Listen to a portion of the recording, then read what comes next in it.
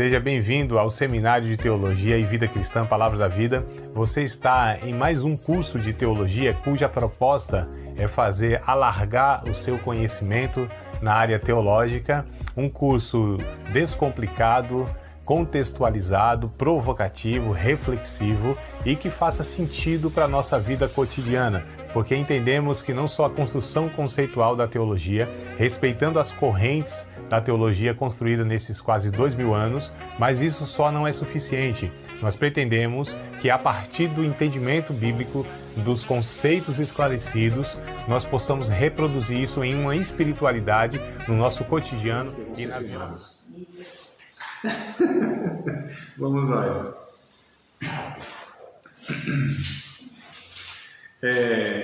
Lembram do que falamos na aula passada, no finalzinho? Alguém anotou? Quer pontuar? Fazer alguma pergunta, algum acréscimo? Ou que a gente retome alguma coisa? Até aqui, amados, está tudo certo. Está tudo bem? Assim, pouca coisa está resolvida, né? Mas, assim, o que a gente tem abordado até aqui, para vocês tem feito sentido? Né? Biblicamente eu estou falando, e até nessa comparação com aquilo que muitas vezes nós ouvimos por aí, vocês conseguem estar fazendo poxa, parece que estão ensinando algumas coisas aí que não tem muito a ver, né? Segundo aquilo que a gente tem aprendido nesses dias aí. A gente falou na semana passada, né, e quero partir daqui para não perder esse fiozinho, né?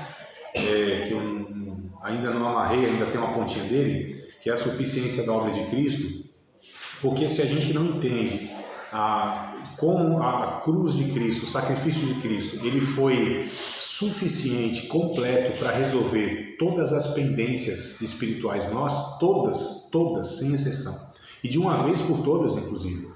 Se a gente não entende dessa forma, a gente vai, de fato, ficar patinando nessas paranoias e nessas ideias de que ainda, né, tem pendências e coisas a serem resolvidas, ainda há brechas, ainda há legitimidades, ainda há direitos, né, espirituais, no caso dos demônios e tal, sobre nossa vida. Se nós não entendermos que o sacrifício de Cristo nos resgatou, nos comprou, nos selou como propriedade de Deus, apesar de nós, amados, apesar dos nossos pecados.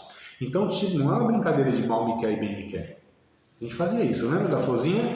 Mal me quer, bem me quer, né? Então, vai que a última pétala é mal me quer. Aí eu vou pro buraco, aí Deus me fulmina. Como que é esse negócio? Né? Pequei aqui e abro brecha para o diabo vir na minha vida. Quer dizer, que dinâmica é essa que nós estamos entendendo? Boa noite.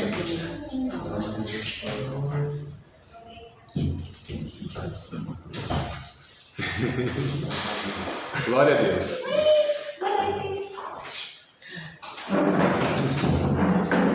Então estávamos falando. Pensei que ia tirar a sandália porque o lugar é santo.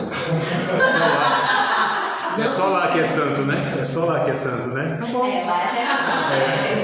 Aqui é o profano, né? Tudo bem. Não vou nem citar seu nome para não sair na gravação, viu? Essa afronta.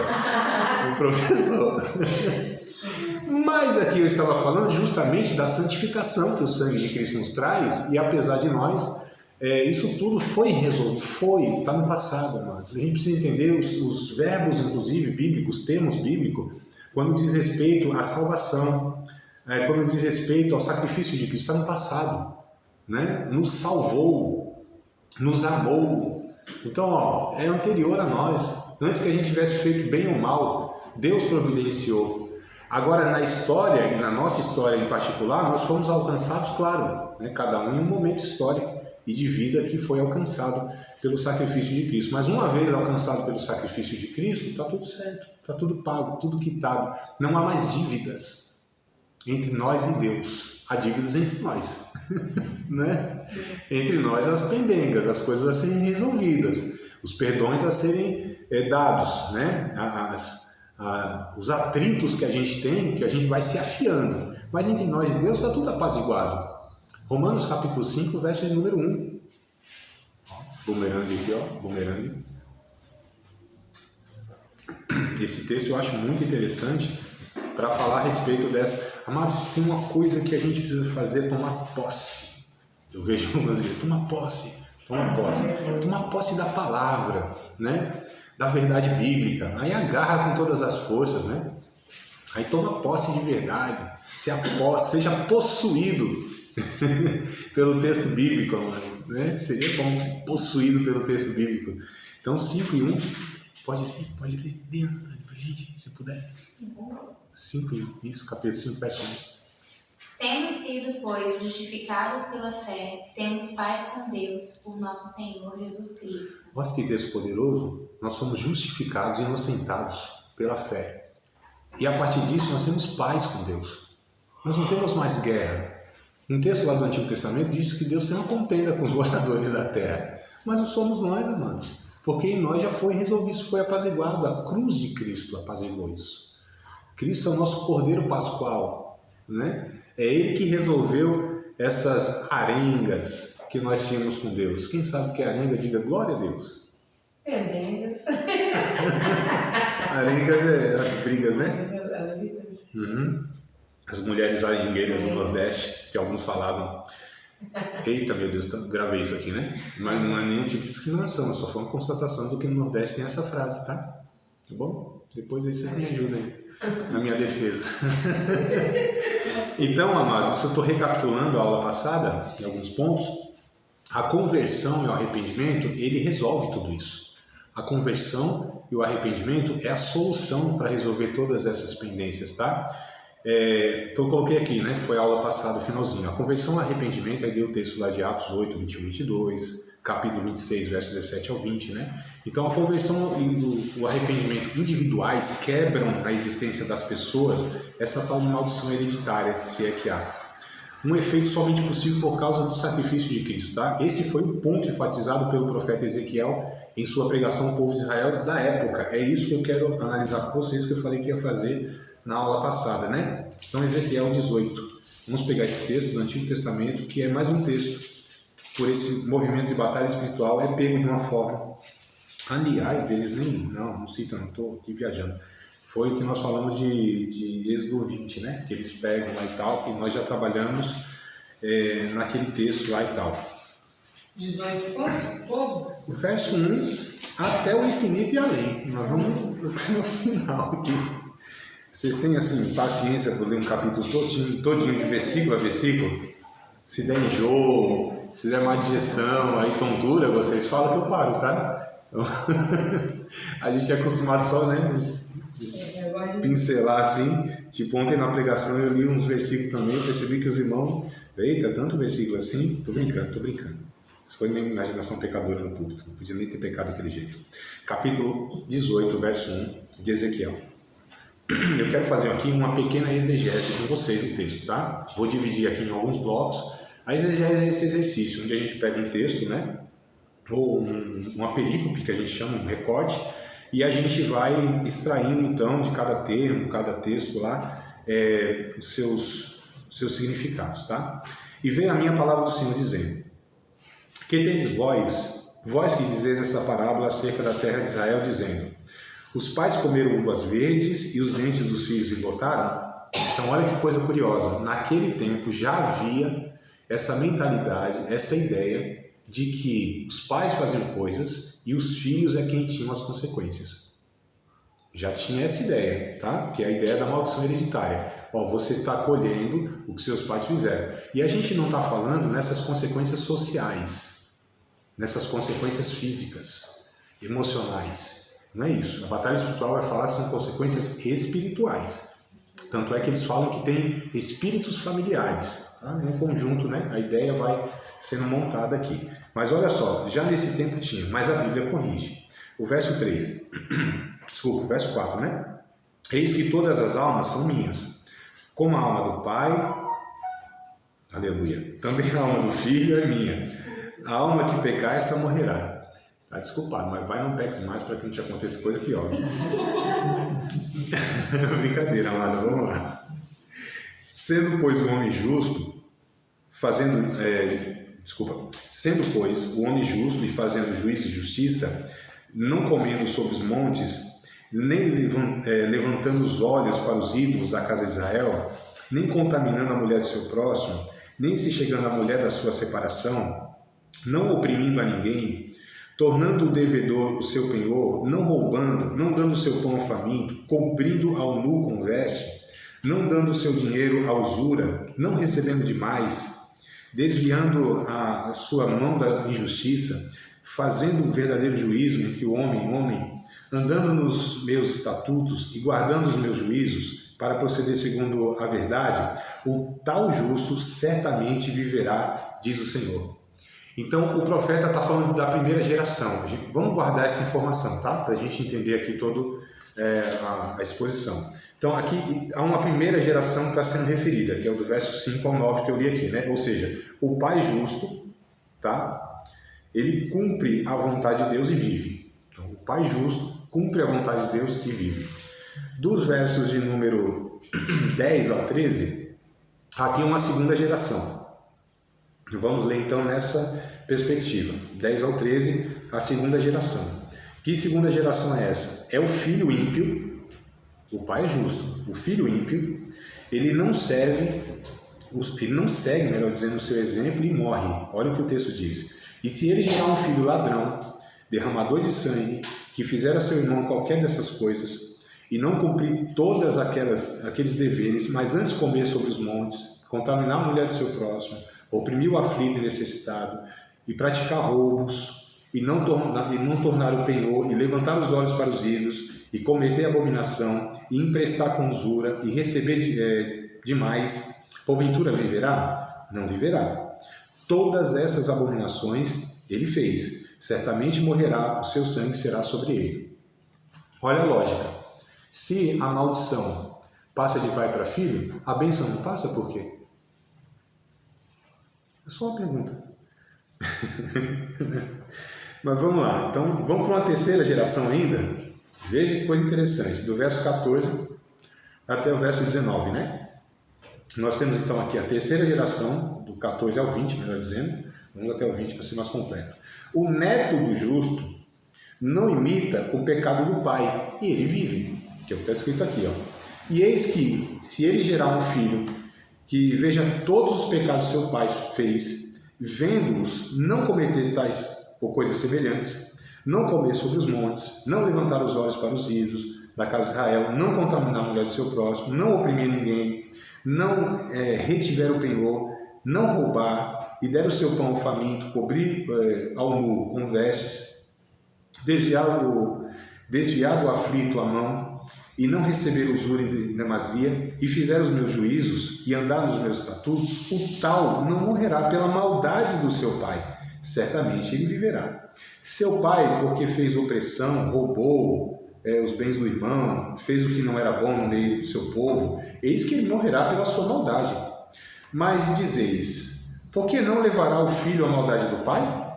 Porque o filho fez juízo de justiça, e guardou todos os seus estatutos, e os praticou, por isso certamente viverá. O verso 20 é o que fecha aqui, né? A chave de fechamento.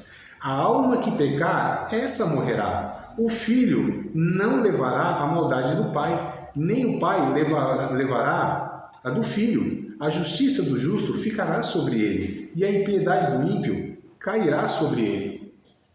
Perceberam aqui, amados, qual que é o ensino ou a correção que o profeta Ezequiel, estava fazendo com aquela mentalidade do povo de Israel na época? Já via isso, não tem nenhuma novidade desses erros que nós temos, isso sempre existiu.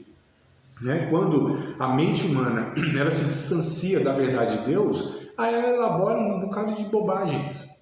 Então a gente percebe aqui, para mim é muito nítido, não sei se para vocês ficou nítido, não sei se para vocês faz sentido, mas para mim aqui é óbvio, né? O que lembrei do filme O Poço. É óbvio. Que aqui é mostrado, ó, que um leva a maldade do outro, a alma que peca morre. Né? Aquele que diante de Deus fez tal e tal coisa, vai... E o interessante, eu falei na aula passada, mas eu quero frisar isso de novo, quem amaldiçoa e quem abençoa é Deus, amados. Não é o diabo. A gente coloca nesse movimento de batalha espiritual tanto poder ao diabo, a gente supervaloriza o diabo de tal forma e a gente minimiza Deus de uma tal forma que é uma coisa assim impressionante. É não conhecer Deus e também não conhecer o diabo, e muito menos também conhecer o homem. né? Essas três esferas aqui que a gente tem, que são inclusive responsáveis, mas Deus, a soberania de Deus, a gente falou que ela é brutalmente assim ferida quando é colocada essa supervalorização. Tem aqui ainda outra divisão que eu quero partilhar com vocês, que é o verso 27 e 28, do mesmo capítulo aqui, tá? O pecador que se arrepende, né? Então, 27 e 28. Mas convertendo-se o ímpio da sua impiedade que cometeu e praticando o juízo, a justiça, conservará este a sua alma em vida. Pois quem considera e se converte de todas as suas transgressões que cometeu, certamente viverá, não morrerá. O que o texto está dizendo? Qual é a solução para essas questões? Conversão, arrependimento. Não há fazer mapeamento espiritual, regressão, né? Para ver qual é o espírito que estava atuando lá no pai, no avô, no bisavô e sei lá em quem mais. Arrependimento, é isso que propõe o Antigo e o Novo Testamento, né? Arrependimento, essa é a condicional, é o condicionamento que Deus ele coloca para que seja revertido todo esse processo. É bem interessante aqui, ainda, né, no verso 24 e 26, o justo que se desvia, só para completar aqui o raciocínio, tá? 24 e 26, né? Fui um pouquinho para frente, mas vamos voltar aqui, deveria ter feito o contrário. 24 ao 26. Mas desviando-se o justo da sua justiça, cometendo a iniquidade e fazendo conforme todas as abominações que faz o ímpio, porventura viverá? De todas as suas justiças que tiver feito, não se fará memória na sua transgressão. Com que transgrediu e no seu pecado com que pecou, neles morrerá. Dizes, porém, o caminho do Senhor não é direito. Deus, oh meu Deus do céu, deixa eu tomar até um guardado aqui. Ouve agora, caso de Israel, não é o meu caminho direito? Não são os vossos caminhos torcidos? Desviando-se o justo da sua justiça e cometendo iniquidade, morrerá por ela. Na sua iniquidade que cometeu, morrerá. Eu dou risada de nervoso, eu acho que eu estou meio nervoso nessa situação, viu? Amados, como que as pessoas conseguem, sabe, distorcer tanto a verdade de Deus? Porque ela é tão clara quando a gente faz uma leitura simples ou simplificada, não simplória, simplificada do texto bíblico, sem essas origens, né, místicas e essas teologias aí que ninguém sabe de onde veio. Quer dizer, a gente até sabe, historicamente e espiritualmente a gente sabe de onde veio, né? E a Bíblia diz de onde veio, né? Ela é engendrada lá nos quintos. Não sei se tem os quintos, mas é o que o povo diz, lá nos quintos. Mas a doutrina de demônios, essas coisas que vêm para... Qual é a batalha que nós falamos desde a primeira aula dessa matéria? É a verdade contra a mentira. Essa é a grande batalha, irmãos. É a arma que o diabo mais tem, é do engano, é da mentira. É de afastar as pessoas da verdade de Deus e distraí-la com todas essas questões que vão se distanciando, inclusive, dessas doutrinas que são fundamentais, que é a doutrina da graça, da misericórdia, da bondade, da soberania de Deus, a suficiência da obra de Cristo, né?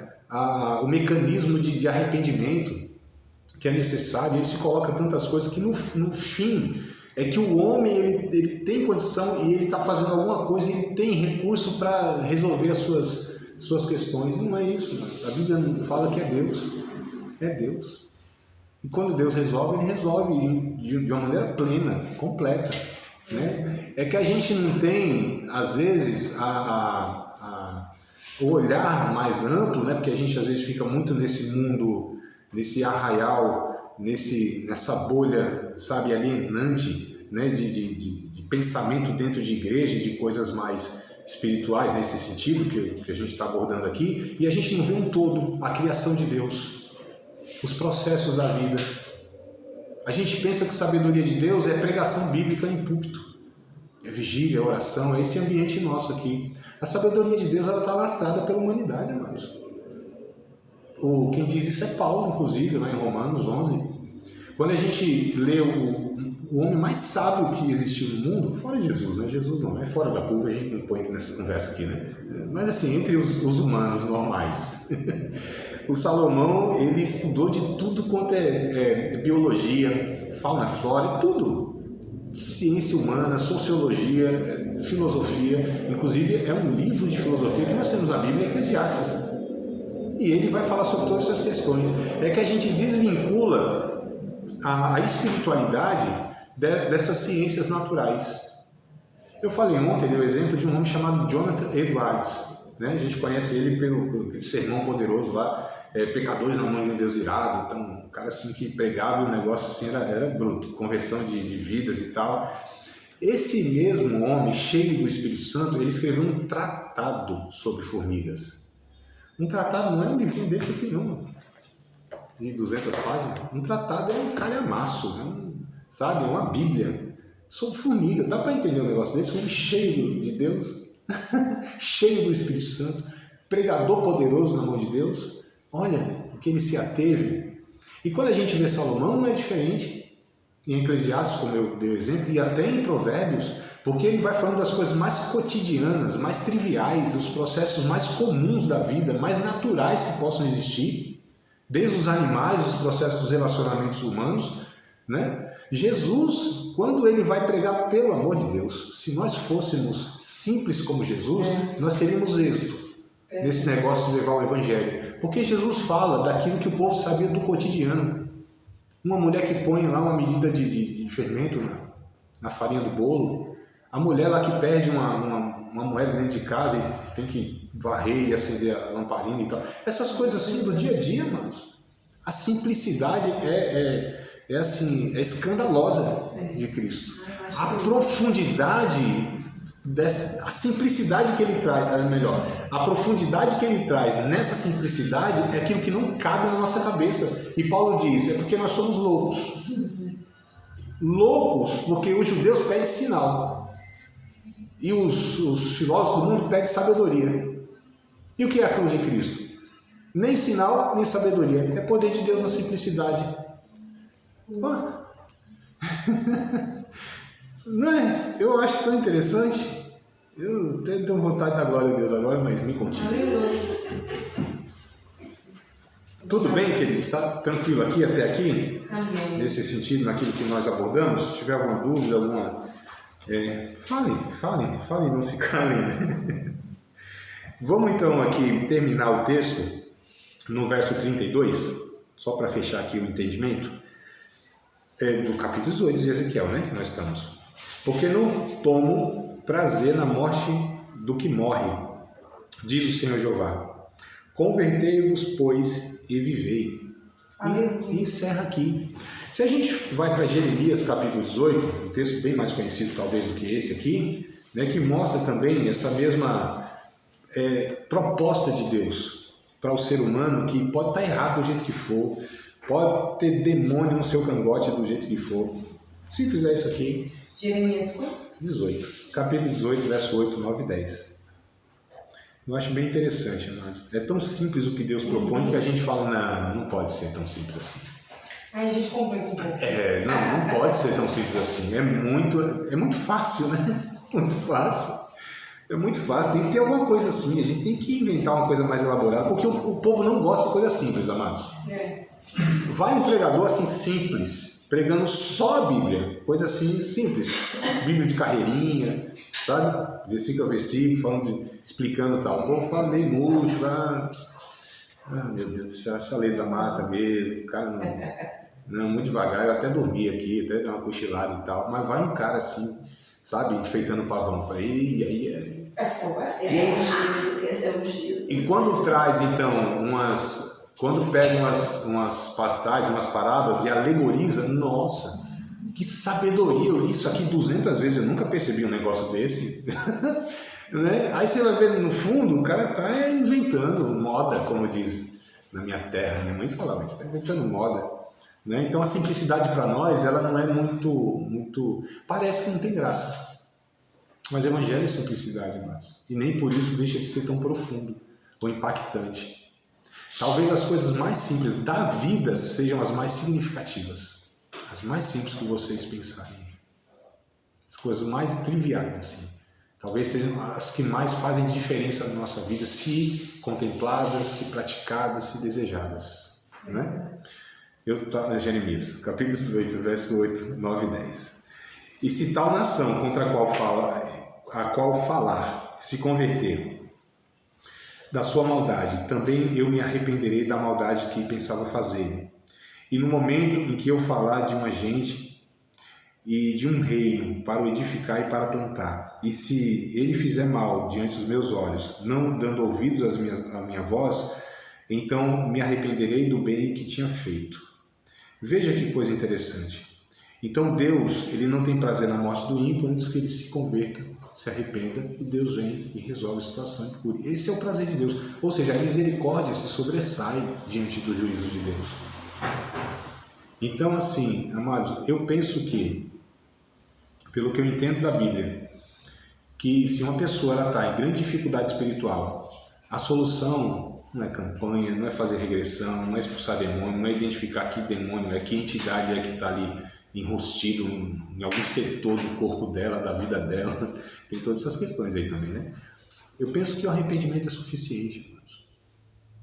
Se quebrantar diante de Deus, ou evocar o sacrifício de Cristo, confiar na palavra de Deus, se render aos pés da cruz, para mim é o suficiente.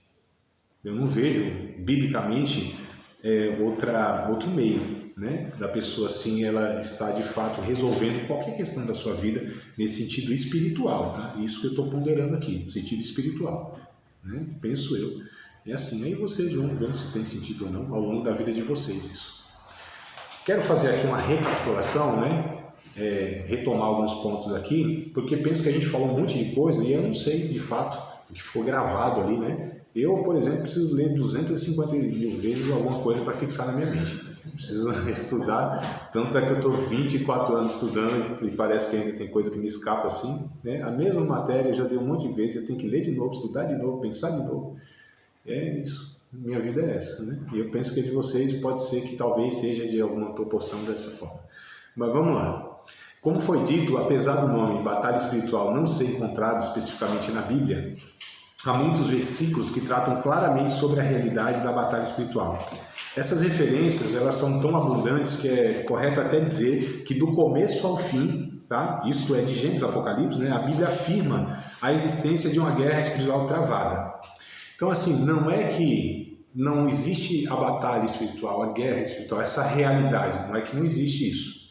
A questão é que não existe dessa forma que esse movimento de batalha espiritual ele apresenta, tá? Então não é que a Bíblia desconsidera, a gente não ignora, né, todas essas questões espirituais, satanás e etc e tal. Um exemplo disso pode ser visto lá em Gênesis 3. Esse capítulo retrata a tentação e queda do homem no pecado. Isso significa que desde muito cedo, né, o império das trevas tem se empenhado em afastar o homem de Deus. O grande objetivo de Satanás e os demônios é fazer oposição a Deus e tentar destruir o seu povo. Isso é óbvio. Os detalhes dessa batalha espiritual vão sendo revelados conforme a história bíblica vai sendo registrada. Então é no Novo Testamento que encontramos os textos que tratam, né, com mais profundidade e de forma prática a realidade dessa batalha espiritual. Por exemplo, em diversas ocasiões o próprio Jesus alertou seus seguidores a estarem sempre despertados espiritualmente para não cederem à tentação. Nesse sentido, a vigilância e a oração têm uma relação fundamental. Vigilância e oração. Né? Exatamente, foi o que Jesus disse lá em Mateus 36, não, que não existe 36. Eu não sei agora que capítulo é que eu coloquei 36 aqui, não existe Mateus 36, e agora o que eu faço? Isso é 26, né? O que eu faço? Eu não sei. Qual referência? Vamos para Marcos 13, 33, que é melhor então? Ai, meu Deus, foi o inimigo que me cegou e eu coloquei isso aqui. Eu tô achando. Qual batalha aí? Tá. O inimigo da lente ruim do óculos, né? Marcos 13, 33. Só falta não ser esse aí, pronto. Aí é legião. Alguém lê, amados? Me ajuda aí, leia, por favor. Quem achou? Marcos 13, 33. Vigiem e fiquem alertas, pois vocês não sabem quando chegará a hora. 13 e 33, isso. Então, a vigilância, né? É isso que o texto vai falar pra gente, né? Vigilância. Alguém achou lá em Mateus também? Ajudem aí, mas é só para reafirmar, né? O que foi dito aqui em Marcos, que Jesus ele alertou, ele advertiu, ele disse da necessidade de estarmos sim vigilantes e em oração, né? A vigilância, de fato, é quando a gente fica percebido nessas realidades, tá? O discernimento, ele não é só esse discernimento de... Quando a Bíblia fala de discernimento espiritual, não é só a questão assim, ali é um demônio, ali é o demônio tal e tal. Não é só nessa questão, né? Não é só para discernir isso, mas é para que a gente tenha essa leitura da realidade mais ampla. Que a gente entenda a realidade desses processos, né, que não são apenas essas questões sobrenaturais, mas tudo que envolve todo esse processo aí que nós chamamos de afetação pecaminosa na realidade humana, tá? O apóstolo Pedro, ele aconselha seus leitores a serem sensatos e vigilantes, né, e que resistam firmes na fé. Isso porque Satanás é um inimigo perigoso que anda ao redor ou ao derredor, bramando como leão, buscando quem possa tragar. Um texto muito famoso, né? 1 Pedro, capítulo 5, verso 8 e o verso 9. Eu quero ler porque me lembrei de um negocinho agora, acho que é do verso 9, inclusive, tá? Vale a pena a gente ver de novo. Isso aqui vale. O que não vale é outro trem lá, que eu nem sei se passa. Eu nem sei se lá passa mais, faz tempo que eu não assisto. 1 Pedro, capítulo 5. Oh, meu Deus, cada coisa que vem na cabeça, né? 8 e 9, né? Mas é o 9 que eu quero destacar, tá? Porque o 8 é o que eu li aqui, mas o 9 é assim, ó: o qual resistir firme na fé, sabendo que as mesmas aflições se cumprem entre os vossos irmãos no mundo. Ou seja, há uma realidade, amado, porque tem gente que acha que ele é o que mais sofre no mundo. É o injustiçado né? Mas não, amado, isso é uma realidade de todos os discípulos de Cristo em todos os tempos. Nós somos perseguidos por este mundo. Aliás, há 3 inimigos que nós temos, né? Satanás é um deles, esse mundo sem Deus e nós mesmos, nossa velha natureza, que a Bíblia chama de carne. Então, são os 3 inimigos a serem vencidos. Então, nem sempre é o diabo, né? Às vezes somos nós mesmos, as nossas tendências, os nossos pecados, os nossos apetites. A Bíblia chama o nosso ventre, né? Às vezes esse é o grande problema a ser resolvido. Não é o demônio, é o caráter a ser trabalhado e moldado, né? Aí precisa de arrependimento, como eu falei, não adianta campanha, não. Não adianta pegar o óleozinho e melar a testa. É preciso arrependimento, trabalhar caráter, discipulado, tá? E às vezes não é nenhum nem outro, nem o Satanás naquela situação e nem o homem. Às vezes a perseguição e a luta é o que está em nosso redor, a cultura, por exemplo, né? Esse mundo sem Deus que quer impor sobre nós uma vida que ofende a santidade e o caráter de Deus, desconstruindo tudo o que reflete Deus. Então a gente precisa ter essa leitura, discernir qual é o inimigo que a gente precisa combater nessa situação, neste momento. Porque às vezes a gente está com armas até corretas e combatendo o inimigo errado, mas não vai nunca, né? Nunca que a gente vence isso aí. Então a gente precisa entender toda essa questão aí, tá? Mas sem dúvida, é o apóstolo Paulo, né? Falei de Pedro, mas é sem dúvida que é o apóstolo Paulo que vem que mais escreve, na verdade, sobre essa questão de batalha espiritual na Bíblia, né? Inclusive, é uma característica dele, do apóstolo Paulo, usar termos militares para se referir aos embates que os crentes enfrentam nessa vida. A gente vai ler alguns textos aqui, tá? Frequentemente, Paulo fala da caminhada da fé como um combate, uma guerra, uma milícia, né? Uma luta, enfim, um exercício de resistência. 1 aos Coríntios 16 e 13, só para a gente ver aqui essa realidade. 1 aos Coríntios, sim. Mateus, verso 41 do capítulo 26. 26. E horário. Verso 41. 26, então. 26. E eu falei o quê? Não sei. 36 e é o quê? É 26. E eu falei o quê? Não. E como é? 40. Obrigado, viu, irmã? Corrigi. 26 e 41. Vamos lá. Obrigado, amada. Eu não erro mais aqui. Eu coloquei 36, talvez uma revelação que tem, alguma coisa que vai ser escrita lá para frente, né? 1 aos Coríntios 16 e 13 é o texto que a gente vai ler aqui para ver como Paulo abordava, né, como ele tratava essas realidades, os termos que ele usava de fato, remetendo ao combate, essas questões, tá? E vem aqui de novo a tal da vigilância, né? Vigiai, estai firmes na fé, portai-vos varonilmente e fortalecei-vos. Olha que coisa linda! Eu queria me lembrar desse texto ontem. Que eu falei dos homens ontem. E Paulo diz aqui, portem-se como homens, né? Como varões, varonilmente. Não sei se vocês sabem, no original aqui, o termo é andros, de onde deriva meu nome. André, varonil, homem. Aqui está corajoso. Isso, né? Depende da versão, mas o termo lá é andros mesmo, refere-se a homem, né? Antropologia, andros, é homem mesmo, é homem aqui mesmo. A origem, portem-se como homens, né? Corajosos, varonil, né? No caso aqui está a varonilidade. Então, firmeza, essa postura mesmo de um combate, de um embate. É isso que ele propõe aqui para a gente se fortalecer, a gente se vigiar, ficar firme mesmo, né? E se portar como um homem deve se portar diante das adversidades. O Efésios capítulo 6 talvez seja o texto mais conhecido, mais trabalhado nessa temática que a gente passou aqui essas semanas, né? Que é o capítulo 6, verso 10 ao 20. Aquela armadura. Só que, eu não sei se eu destaquei isso na ocasião, quando nós lemos, mas eu queria destacar agora, tá? Porque a gente sempre tende a pensar o seguinte, nesse texto do capítulo 6 de Efésios, né, versos 10 ao 20, isso aqui está falando que cada um de nós somos um soldado. Essa é a interpretação mais comum que eu ouço, né, que eu leio também. A interpretação mais comum é cada um de nós somos um soldado. A pergunta é, Paulo está propondo essa ideia? Será que Paulo está falando aqui, ele está se referindo nessa metáfora do soldado, que cada um de nós somos um soldado? Penso eu que não. Por que penso que não? Porque o livro, a carta de Paulo aos Efésios, ele tem um tema, e esse tema é o corpo de Cristo. Do começo ao fim. É o corpo de Cristo. Tudo é tratado no coletivo, né? Infelizmente é uma pregação, não dá para a gente detalhar e tal. Gostaria muito de poder detalhar o texto ontem, por exemplo, que eu falei sobre essa questão da submissão, dos papéis de cada um. Somos um todo, cada um tem uma função, e essa função é o que forma o corpo, né? Quando a gente lê o capítulo 4, por exemplo, de Efésios, verso 16, se não me falha a memória, vai dizer isso. Nós somos como os membros bem ajustados, ligados. É uma coisa interessante, vai edificando para o aumento do corpo, o crescimento do corpo.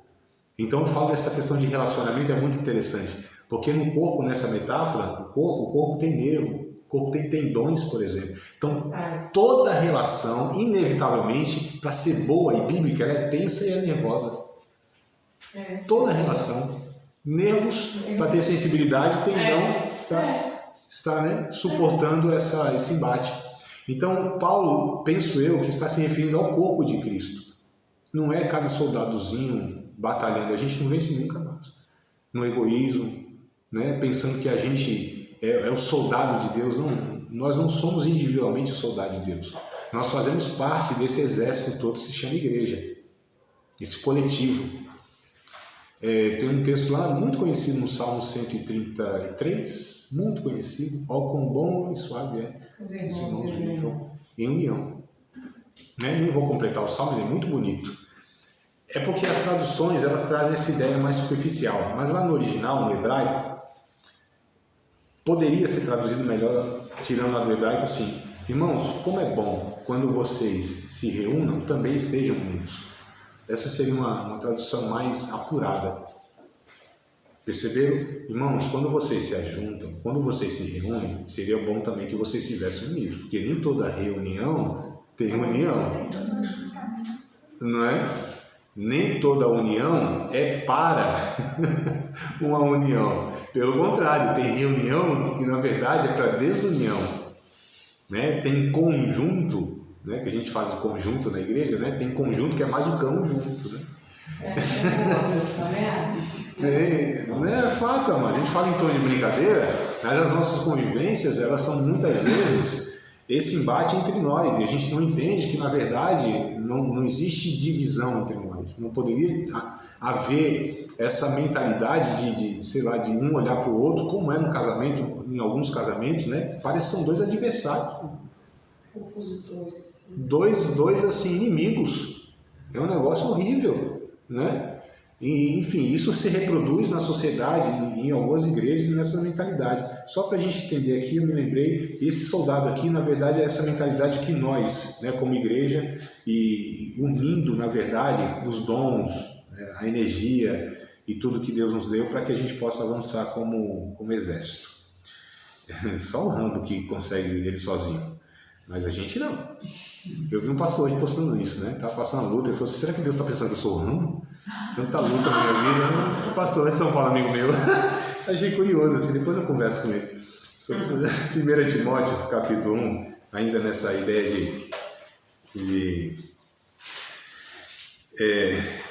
ideia militar, né? De lutas e tudo mais.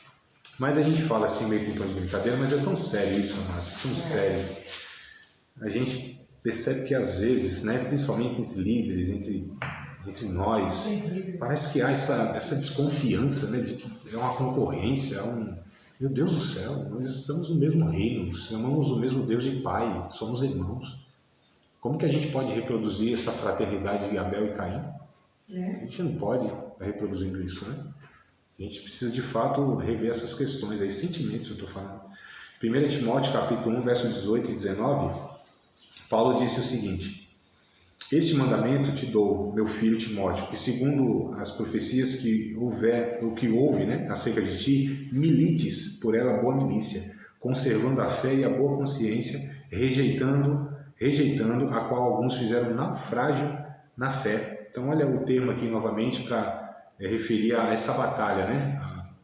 E no final, inclusive, da última carta de Paulo, que é a 2 Timóteo, ele traz assim, talvez uma das expressões mais emblemáticas a respeito disso, né? 2 Timóteo 4 e 7.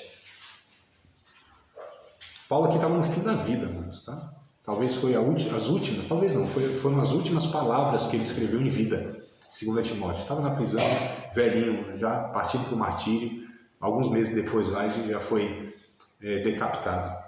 E ele, 2 Timóteo 4 e 7. Inclusive, se quiser colocar isso na minha lápide, eu acho bom. Embora eu fiz os cálculos, eu sei que não vale a pena morrer. Tem muita letra. Eu pensei que era minha amiga.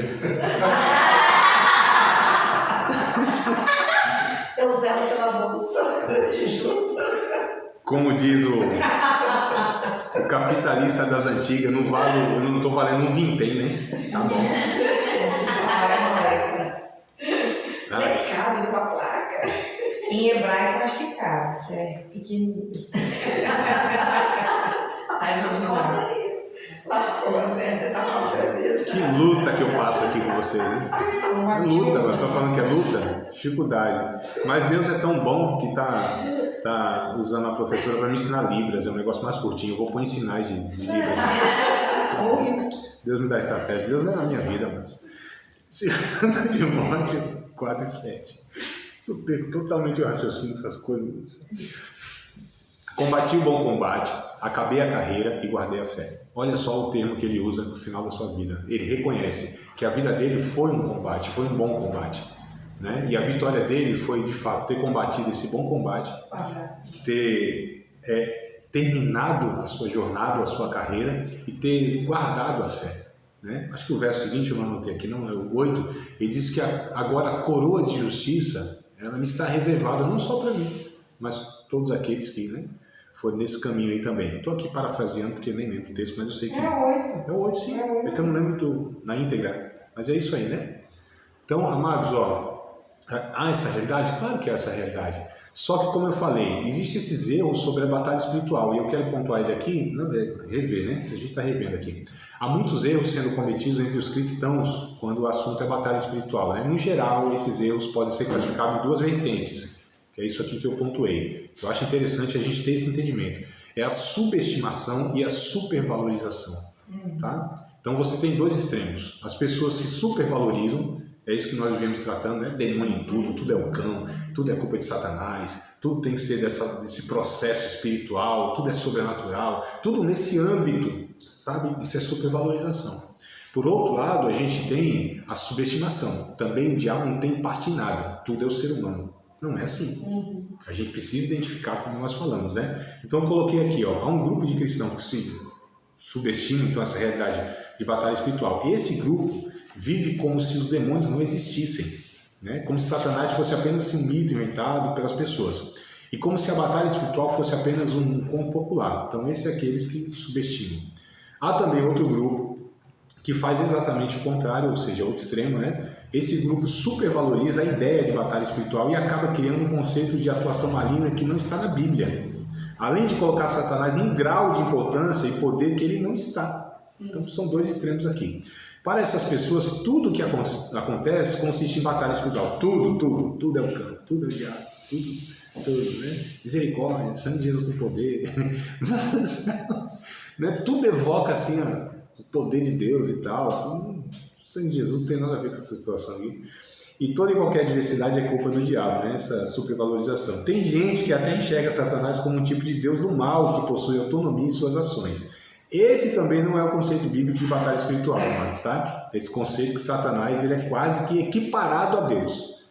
E Deus fica até amarrado em algumas situações, impedido em algumas situações, né? Ele fica até anulado em algumas situações que Deus não fica meio mal atada mesmo, não tem muito o que fazer não, porque o diabo ele tem alguma legalidade, ele tem algum direito, alguma legitimidade. Então, essa é uma supervalorização muito perigosa, porque você está afetando essa doutrina da soberania de Deus. Né? Imagina, meu Deus do céu. Além disso, foi dentre aqueles que supervalorizam a ideia de batalha espiritual que surgiram as mais graves heresias dentro das igrejas nesse sentido. Um exemplo que pode ser citado é esse chamado movimento de batalha espiritual que a gente falou. Esse movimento tenta infiltrar dentro das comunidades cristãs práticas sincréticas e pragmáticas. Vocês lembram o que é sincretismo e pragmatismo, amados? Lembro das duas palavras, o significado já esqueci.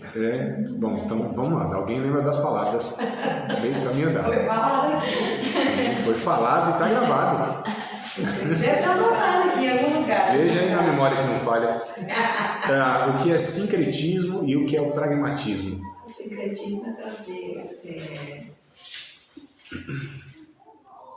não são cultos, não, mas práticas de aspectos culturais de outras religiões, de todos os segmentos.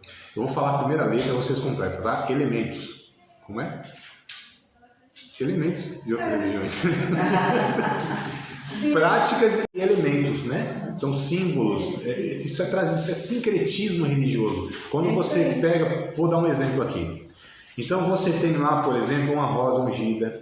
Você tem o Vale do Sal, você tem a bandeira de estrela de Davi, você tem lá o Kippar, né, o Talit, você unge objetos, você tem práticas e elementos que são de outras religiões. E você traz isso para esse ambiente, essa prática do Evangelho.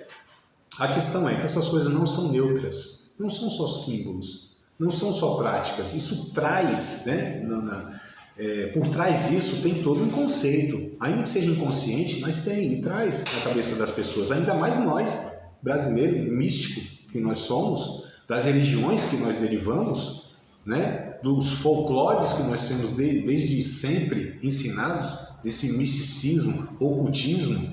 Então essas práticas, elas têm muito mais origem no ocultismo e no misticismo do que na Bíblia. Aliás, na Bíblia não tem origem mesmo. Mas só para a gente ver como que é essa mistura. Então isso é sincretismo, tá? Sincretismo religioso. E aí você tem o pragmatismo. O pragmatismo é aquilo que, como que é validado se é de Deus ou não? Se dá certo. É pragmático, é prático. Ah, mas deu certo, né? Você não tá vendo só?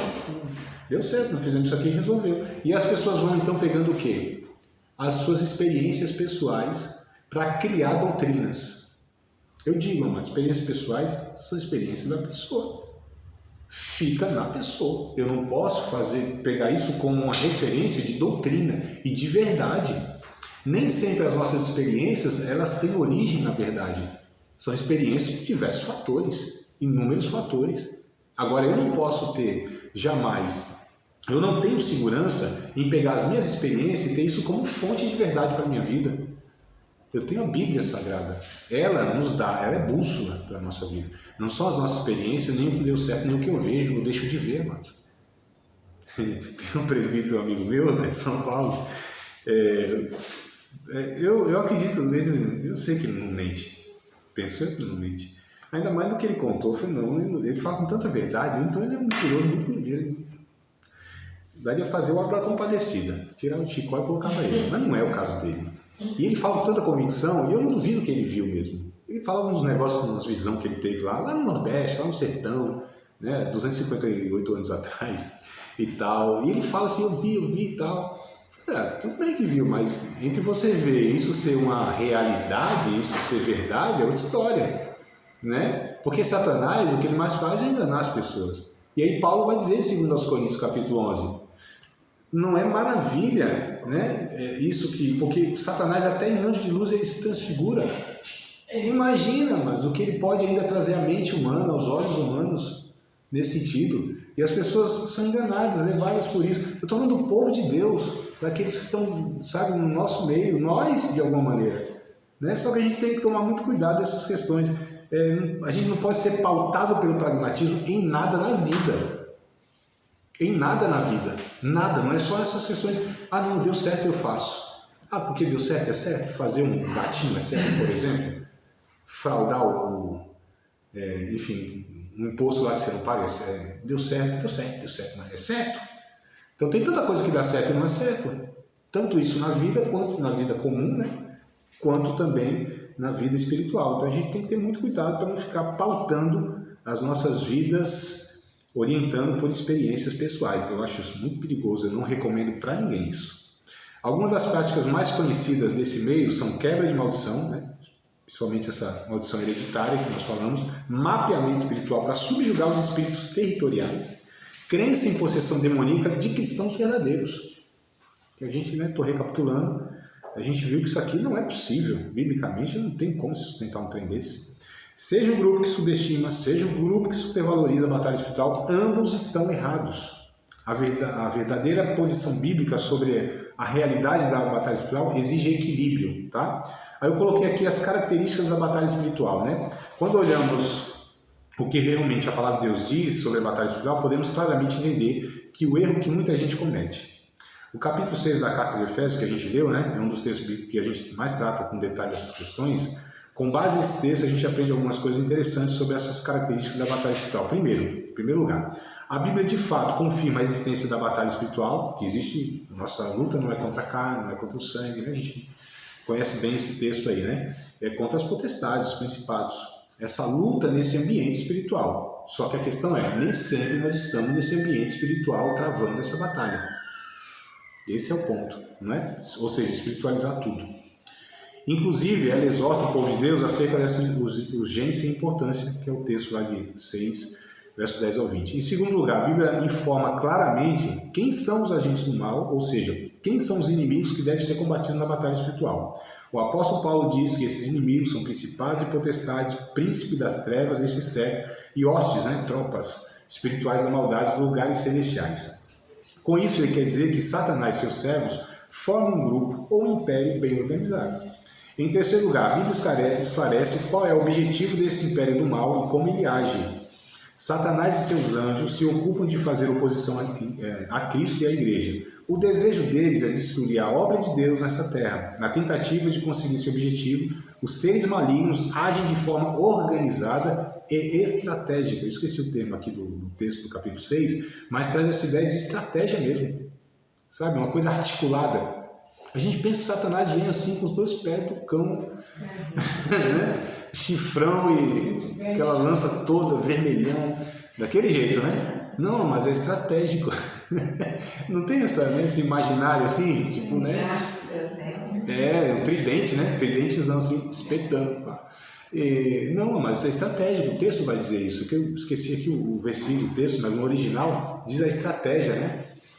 Ele é arquiteta, organiza. A gente precisa entender, amados, que, primeiro, ele está combatendo uma batalha que ele já perdeu. Já está perdida essa batalha. Apocalipse nos mostra isso. Não estou nem considerando os evangelhos, aquela coisa toda que a gente tem discutido até aqui. Tem pessoas que falam assim, nossa, se Deus é bom, essa crise, né? Se Deus é bom, por que não acaba com o mal no mundo? Né? Será que ele não tem poder ou ele não é amor? Tá, aquela conversa toda. Mas, meu Deus do céu, esse povo não lê Apocalipse, não? Satanás já está julgado. Ele já derrotou o mal. Já está tudo resolvido. É que a gente ainda está na história. Só que Deus já julgou o mal. Ele já recompensou a justiça, já puniu o injusto. Isso já está resolvido, amados. Se a igreja entendesse isso... Se nós tomássemos posse disso... Né? Então percebam, até essas ideias é porque não entendeu, não leu a Bíblia. A Bíblia mostra, já está julgado. Tá? Desde o começo, como o profeta Isaías diz, Deus anuncia o fim. Quando a gente lê o Apocalipse 19, eu acho muito interessante esse texto, verso 11 em diante, mostra Jesus, né, naquela visão, com muitos diademas, muitas coroas, né? E o exército assim acompanhando, representa os salvos, né? E esse exército ele fica nas nuvens, assim, tudo com a fardinha branca. Eu nunca vi um exército com farda branca, né? Mas tem ou é camuflado, escuro, tem seus motivos, né? De higiene, camuflagem e tudo mais. Mas não, o exército ali de Jesus está tudo branquinho, amado. Simboliza a purificação, a justiça, etc e tal. Mas tem outra questão, eles não entram na batalha. Essa batalha não é nossa, amado. Desde lá do Crônicas, do Antigo Testamento, Deus já está ensinando esse povo. Só vieram 2 inimigos contra Israel.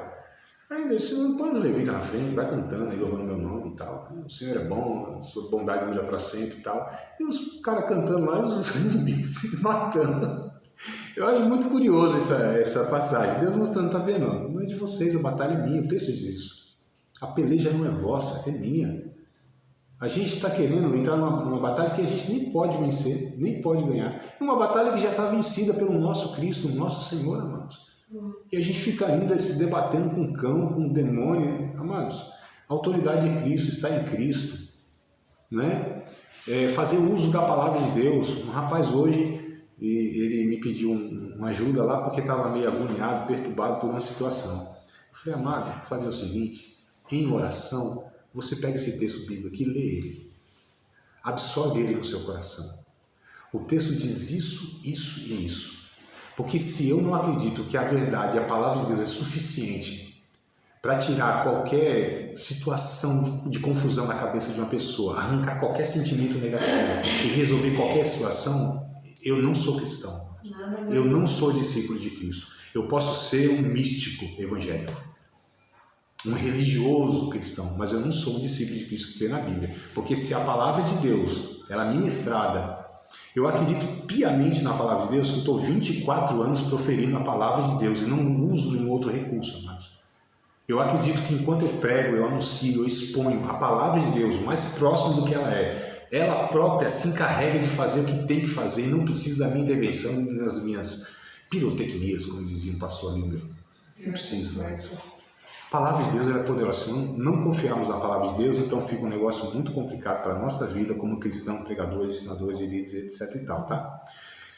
Não, eu anotei aqui. Acho que eu anotei aqui, tá vendo? Paulo diz que o diabo promove astutas ciladas, né? E lança dardos inflamados, tá? Eu Efésios lá, capítulo 6, verso 11, verso 16. É interessante que a palavra cilada aqui traduz o termo que vem de uma raiz grega que significa literalmente método. Eu não leio o que eu escrevo, aí eu fico aí nessa conversa. Eu fiquei, rapaz, eu não escrevi isso, mas escrevi aqui, tá vendo? Minha cola sempre me salva. Métodos, né? A palavra, que é essa estratégia mesmo, tá? Então é o que está no texto, essa cilada é um método. A gente não pode, como Paulo disse, nós não ignoramos os ardis de Satanás, essas estratégias de Satanás.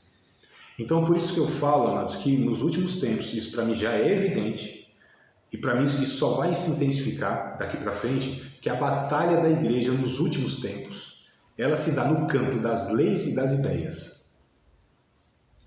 Das leis e das ideias. Isso para mim já é evidente. E para mim, a leitura que eu faço inclusive do Apocalipse, é isso que vai acontecer daqui para frente intensificar. Então se nós, discípulos de Cristo, igreja de Cristo, não nos atentarmos para essa realidade, a gente vai ficar aí ungindo esquina, lançando barris de óleo de helicóptero, essas bobagens que são feitas aí. Mas a gente não vai combater de fato onde a estratégia de Satanás está. E somos nós que vamos até lá, amados. A gente não é uma igreja acuada, a igreja que fica se defendendo nas 4 paredes. Essa igreja com escudo se defendendo do Satanás. A Bíblia diz que nós somos a igreja militante. A gente que vai até o encontro dos demônios, até o inferno, até essas situações, a gente desmonta isso. Nós somos esse exército que avança. né? Então essa ideia também de uma igreja acuada, e a gente sempre parece que está se defendendo, mas isso não é uma postura de igreja de Cristo, que é militante, que é vencedora.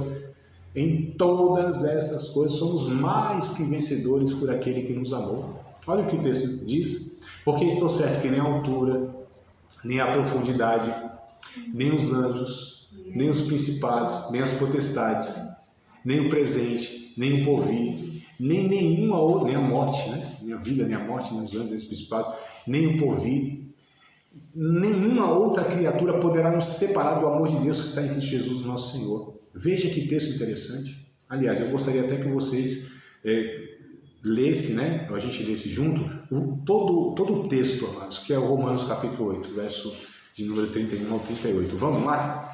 A gente ver se... Eu gostaria que vocês gravassem esse trecho. Vocês acham que dá para gravar? Verso 31 ao 38? Com certeza. Dá sim. Fizemos um esforcinho. Romanos capítulo 8, verso 31. Pode ser a nossa prova de fim de ano. Pode ser fim de ano, eu pensava que era para semana que vem. Nossa, fim de ano. Vamos fazer uma maçã.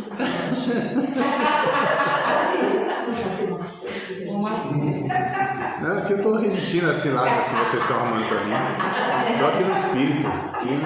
E hoje eu vim preparado, eu sabia que a luta ia ser travada. Sabia que o inimigo ia jogar baixo comigo. Hoje eu vim